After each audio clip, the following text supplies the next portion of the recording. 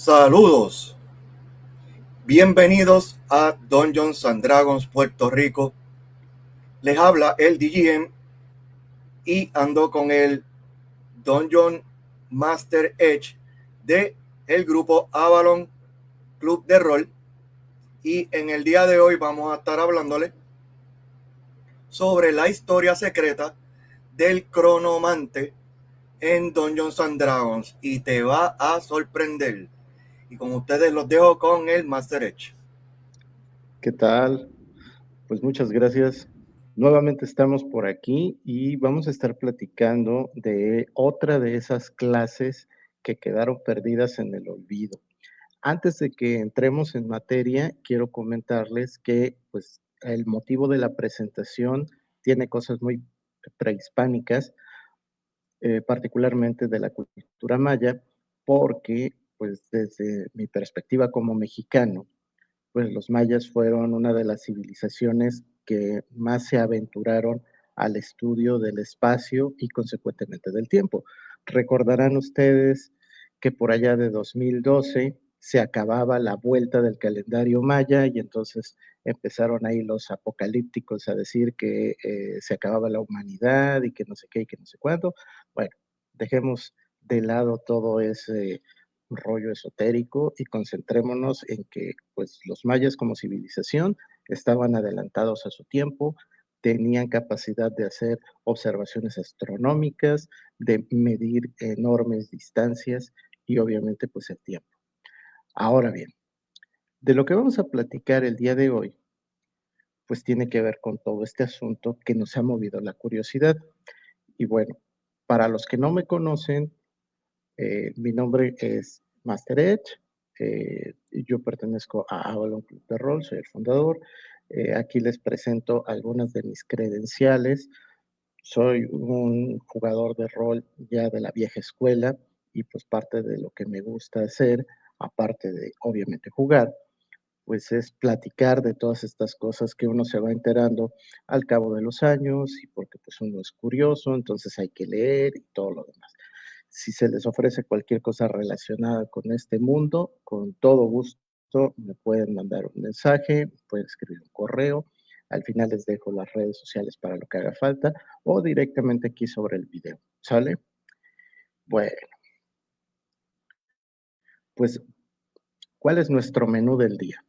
Vamos a empezar platicando de esta clase que tiene que ver con el manejo del tiempo.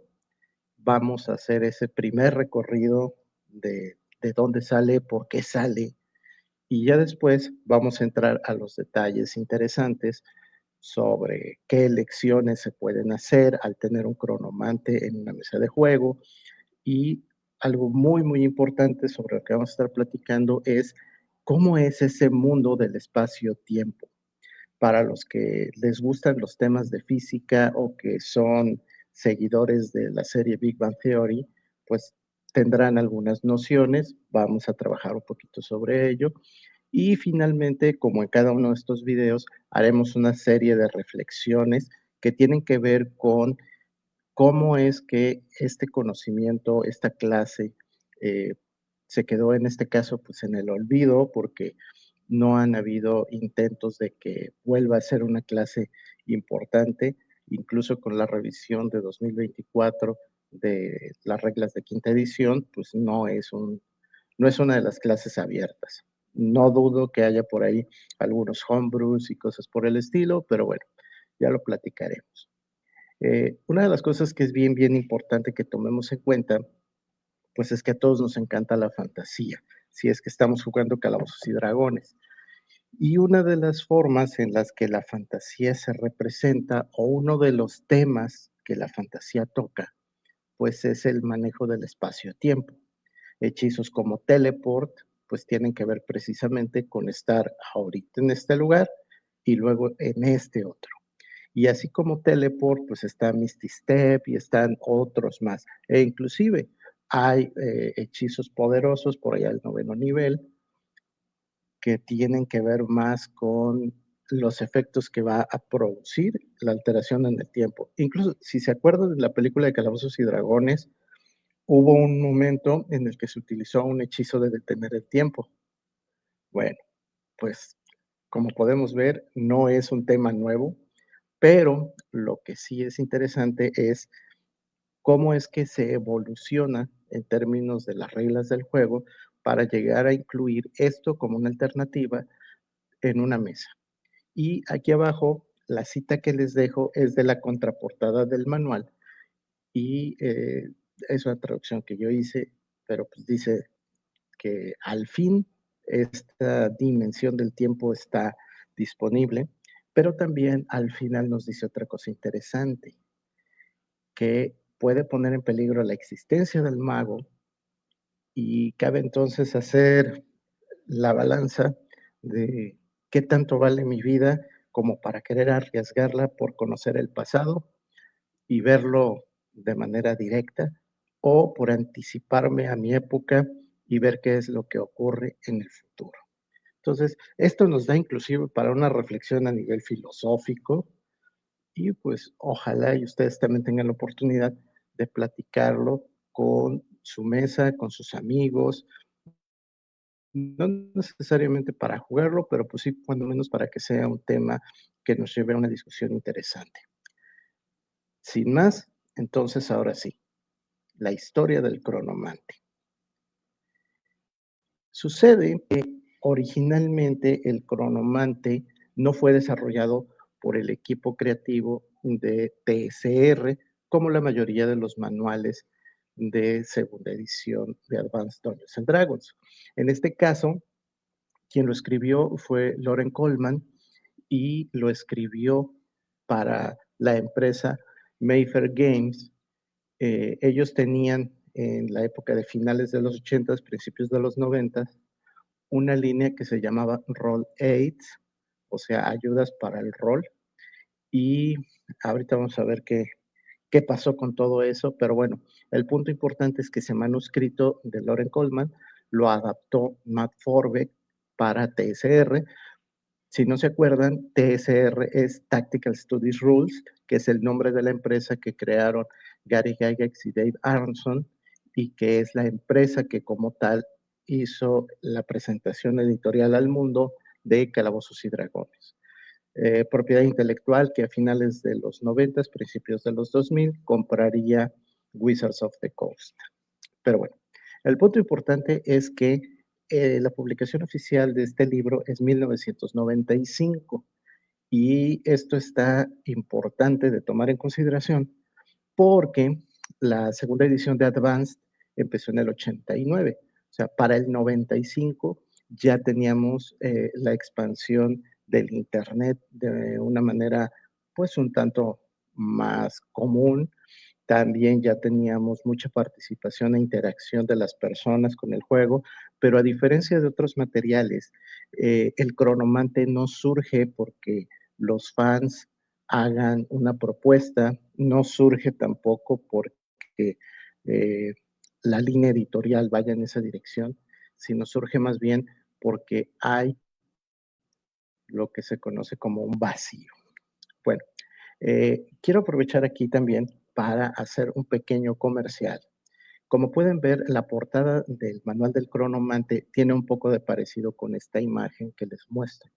Esta imagen está en el centro de Jalapa, que es la ciudad donde yo estaba viviendo, y el mural precisamente se llama el Túnel del Tiempo. Muchas personas aprovechan el mural pues para ir y tomarse la foto como si estuvieran viendo esta situación de viajar al pasado. Pero bueno, nada más era ahí para presumir un poco el terreno. ¿Cómo está este asunto legal con Mayfair Games? Pues resulta de que así como trabajaron con el cronomante, pues ellos estuvieron viendo qué otros ámbitos o qué otras necesidades había en el mundo del rol, impulsado obvio por Calabozos y Dragones, como para que ellos lo pudieran complementar. Sin embargo, por allá del 91, TCR se puso al estilo Nintendo y les empezó a echar el pleito legal por una cuestión de derechos de autor, como siempre. La circunstancia escaló, pero no escaló tanto como para llegar a los tribunales y el acuerdo al que llegaron en el 93 es que TSR se iba a quedar con toda la línea de Roll 8 de Mayfair Games. Suena un poco drástico, pero bueno. ¿Qué surgió de esta circunstancia? Pues de entrada que nosotros, jugadores de Calabozos y Dragones, disfrutamos del chamán y el cronomante. Ahorita, pues vamos a platicar del cronomante. Si no han visto el video del chamán, terminen este y luego se regresan al otro. Y algo de lo que se van a dar cuenta es que tanto el chamán como el cronomante rompen de diferentes maneras el estilo al que estamos acostumbrados para jugar. Por un lado, nos ofrecen posibilidades diferentes, por otro lado, nos están dando también las mecánicas para poder trabajar con todo esto. Como ya vimos también en otros videos donde platicamos de diversas clases, algo de lo que sucede con estas propuestas es que normalmente están orientadas hacia el Dungeon Master. Y esto es así porque el Master, a fin de cuentas, pues es quien tiene la decisión final para ver si tal o cual cosa la incluye en su campaña y, obvio, la forma en la que esto va a funcionar. Finalmente, mencionaré nada más que toda la línea Roll8, pues obviamente no eran nada más 2 manuscritos, sino que eran varias cosas interesantes. Muchas de ellas ni siquiera eran productos terminados, pero el acuerdo fue que TSR se volvía dueña de todo esto y lo único que hicieron fue pulir al chamán y al cronomante y sacarlos, ambos en el 95, y el resto pues lo mandaron a la bóveda. Seguramente en algún lugar del mundo existirán esos manuscritos. A lo mejor fueron manuscritos que inspiraron a algo de lo que se está haciendo hoy en día de la quinta edición de Calabozos y Dragones. La verdad es que no lo sabemos. Y ahí sí aplica ese famoso dicho de que solamente la cuchara conoce el fondo de la olla. Pero bueno, hablemos ahora de la clase. De entrada, pues parte de lo que vamos a estar comentando es que pues, los magos han sido por mucho una de las clases favoritas, pero también han sido una clase un tanto cuanto castigada.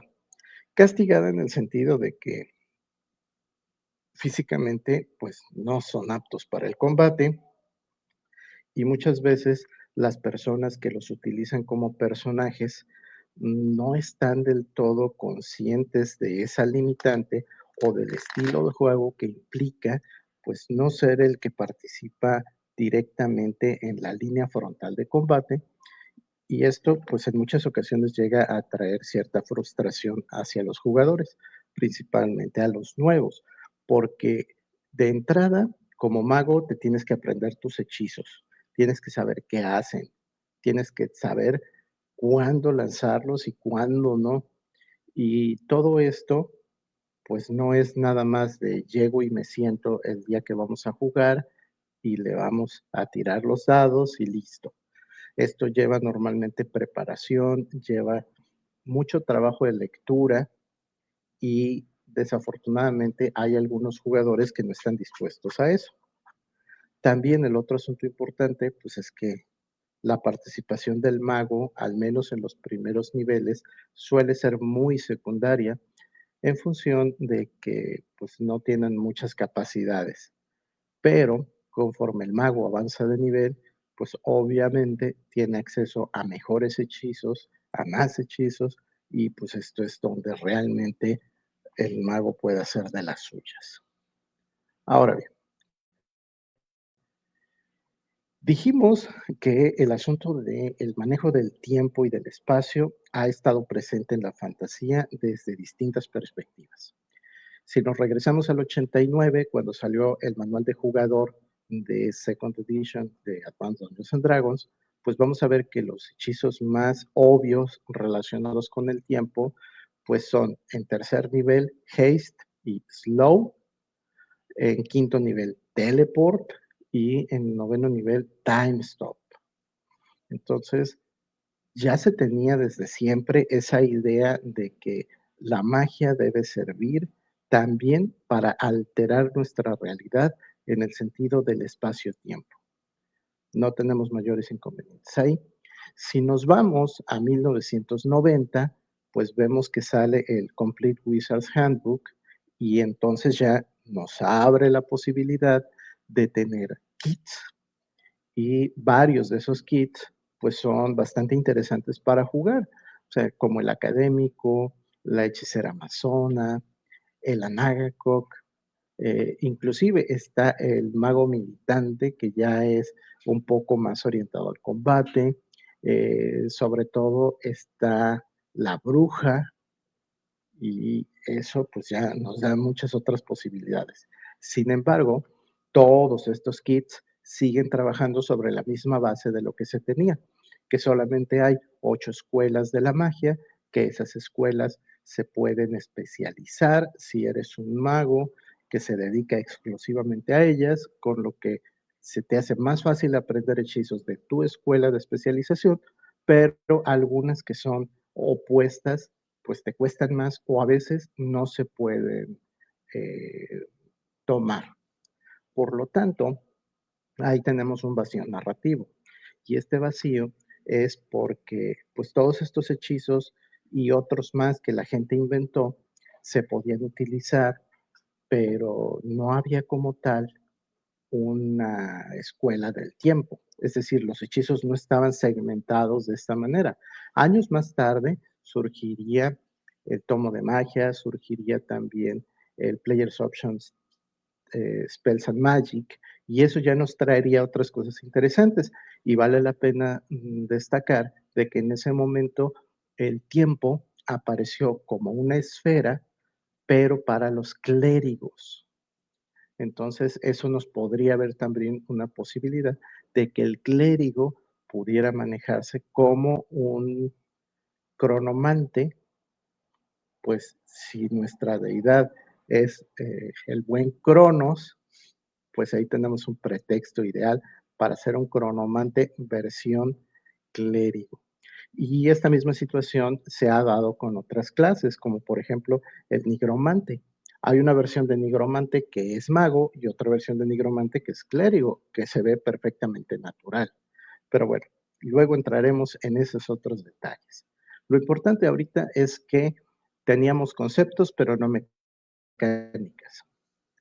Cuando surge este manual del cronomante, pues ya viene aquí la parte que a nosotros nos gusta.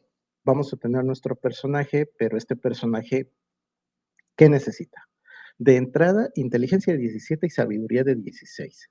Si se acuerdan, dentro de los primeros videos que estuvimos haciendo aquí en la colaboración con Dungeons & Dragons Puerto Rico, hicimos una comparación de los diferentes métodos para generar los números que definen a nuestros personajes. Y los métodos más radicales o menos agradables para los jugadores, pues no nos dejarían tener un personaje como este, porque de entrada nos pide 2 atributos y nos los pide altos. Entonces, la recomendación sería que si quieren hacerse esta clase, pues platiquen con su máster para que utilicen algunos de los métodos que sean más permisivos, como pudiera ser el método 4 o como pudiera ser comprarlo por puntos. Eso ya cada mesa lo define. Bueno, ¿qué otro requisito? Solamente los humanos, los elfos y los semielfos pueden ser cronomantes. Los numeritos de 15 y de 12 que ven ahí es el máximo nivel al que puede llegar uno de estos personajes. Recordemos que en Advanced Dungeons and Dragons, el ser humano como raza jugable es la única raza que no tiene límites en cuanto al aumento de experiencia. Es decir, el elfo en este caso, lo más que llegaría a ser un cronomante de nivel 15, pero el humano, al no tener esa restricción, puede tranquilamente superar el nivel 20. Y eso pues era parte de lo que hacía la compensación entre estas diferentes posibilidades. Las armas y el equipo pues están restringidos como en el caso de la mayoría de los magos, es decir, armas que son sencillas, que no requieren demasiada fuerza o demasiada destreza. Y en cuanto a la protección, pues también lo estándar, el mago con armadura no puede castear, entonces la única armadura que le permite esto es la cota de malla élfica, pero pues obviamente solo si se trata de un elfo o de un semi-elfo. ¿Qué otra cosa tenemos? Que no puede ser caótico en cuanto a su alineamiento. Y esto nos debe quedar muy claro desde el principio.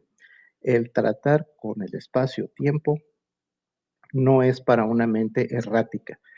Si recordamos cualquier película que les guste que tiene que ver con los viajes en el tiempo, siempre existe el riesgo de que hayamos hecho algo y que ese algo que pasó en el pasado se traduzca al presente generando problemas y caos. Eso es muy divertido y lo vamos a platicar más adelante en el punto número 3. Pero ahorita lo interesante es, no puede ser caótico porque el estudio del tiempo requiere disciplina y esto nos lleva entonces a que hay que conocer las leyes y sobre todo respetarlas para poder hacer lo que sea que el cronomante hace. Otra cosa importante es que es tan demandante el estudio que no puede ser multiclase. Yo normalmente hago las comparaciones modernas con las enseñanzas en las universidades. O sea, ¿ustedes se imaginan a, a un físico nuclear, a un astrofísico, a un físico de partículas que además tenga alguna especialidad médica o que además pudiera ser un arquitecto o que además pudiera ser un abogado o que además pudiera ser lo que ustedes gusten? Pues no, o sea, apenas si le alcanza el tiempo para vivir. La otra cosa interesante es que acuérdense que los humanos pueden ser dual class, es decir, el humano llega hasta cierto nivel en una primera clase, corta ahí su desarrollo y empieza una nueva clase. Al hacerlo, el requisito que piden las reglas es que el personaje debe tener inteligencia de 18 y sabiduría de 17. Todavía más difícil, pero bueno. La otra cosa importante en cuanto a la magia es que el especialista en el tiempo va a tener prohibidos los hechizos de abjuración, los de necromancia y los de conjuración llamada. Abjuración son todas aquellas protecciones y todas aquellas cosas que permiten que mandemos a volar a las criaturas extraplanares. Necromancia, pues ya se la saben, levantar muertos, hablar con los muertos, etcétera. Conjuración llamada es todo lo que nos permite atraer cosas como llamar animales, cosas como invocar guerreros que lleguen y peleen por nosotros, etcétera, etcétera. Todo eso, prohibidísimo. La otra cosa importante es que los hechizos que va a castear un especialista tienen penalidad de 2 a la tirada de salvación. ¿Qué quiere decir esto?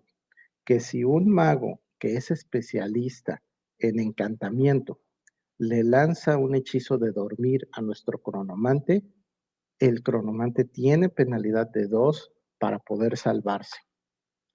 Entonces, no está bonito esto.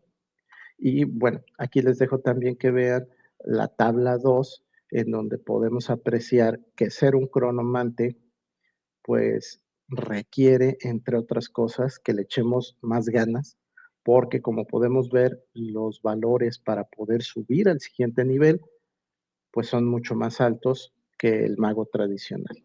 El mago tradicional sube a segundo nivel con 2.500 puntos, a tercero con 5.000 y aquí pues estamos viendo que es de 3.000, 6.000 y se pone más difícil más adelante. Ahora, Como este asunto de presentar la clase se trata de venderles un producto bonito, pues qué cosa es lo que les va a llamar la atención de ser un cronomante. De entrada, desde primer nivel van a ganar un hechizo extra de cronomancia por nivel según la tabla. Esto significa que pues, ya es un hechizo de a gratis por el que no se tienen que preocupar. En quinto nivel tenemos inmunidad a los efectos de haste y slow, que si le dan una revisada a los hechizos, el efecto secundario de esto es el envejecimiento. A nivel 12, nuestro cronomante ya puede tener aprendiz. La mayor parte de las clases, como lo vimos en videos anteriores, por allá del noveno, décimo, es cuando ya podían crearse sus fortalezas, sus monasterios y empezar a reunir gente. Pues el cronomante también puede eso, pero lo puede hacer hasta el 12º nivel. Y aquí no estamos hablando de que ya se construyó su torre y ya tiene una academia, sino estamos hablando de que apenas y le va a caer un aprendiz, porque pues también no es como que todos los magos deseen vehementemente convertirse en un cronomante. Pero pues ayuda es ayuda. La otra cosa importante, las pericias en no armas, o también conocidas como non-weapon proficiencies, hay nuevas. Las nuevas son historia futura, lenguajes futuros, profecía y sentido del tiempo. De a gratis, nuestro cronomante va a tener historia local, disfraz y evaluación. Esto está bien interesante porque ya nos da una perspectiva de para dónde puede ir la clase. Obviamente, si viajamos al pasado y llevamos la ropa que tenemos puesta, pues nos vamos a salir de contexto, vamos a ser demasiado notorios. Entonces, si conocemos cómo vestían las personas del pasado, pues nos podemos ir preparados para eso. Evidentemente, esto lleva de la mano el que podamos tener conocimiento de la historia. Pero aquí quiero hacer un poquito de énfasis nada más en las nuevas pericias. ¿Cómo está el asunto de la historia futura y los lenguajes futuros? Espérame, pues si la historia es lo que pasó, ¿cómo va a haber una historia que apenas va a pasar? Esa es una de las cosas que de entrada nos pueden llamar así como la atención y pensar que eso pues, es alguna forma de contradicción, pero está muy bien justificado porque, como vamos a ver un poquito más adelante, el cronomante sí puede ver el futuro y ese poder ver el futuro tiene implicaciones que él debe poder comprender, de tal forma que una pericia como historia futura lo que le va a facilitar es evaluar cómo los actos que se han venido realizando van a tener un impacto años más adelante o décadas más adelante y qué tanto eso puede ser benéfico o perjudicial, tanto para los individuos como para las sociedades.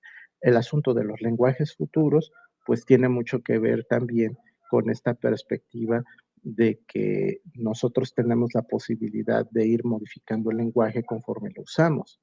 Y si nosotros nos ponemos a revisar el pasado, por ejemplo, si vemos el Quijote de la Mancha, edición original, pues de entrada hay palabras que se escriben diferente, que me refiero a la ortografía, y también hay palabras que se usaban en aquella época que ya no se usan ahora y hoy nosotros tenemos palabras que son impensables en el pasado. Entonces, este asunto de los lenguajes futuros tiene que ver con eso, tiene que ver con cómo se generan estas tendencias y cómo estos elementos tienen un impacto en la manera en la que las sociedades se integran, particularmente pues en la comunicación y en lo que hacen. Y hablando, por otra parte, de los beneficios que va a dar como, como clase esta especialización, pues podemos ver aquí, esta nos da una idea pues bastante cercana para que le vayamos, como decimos en México, midiendo el agua a los chayotes. Entonces, ¿qué es lo primero?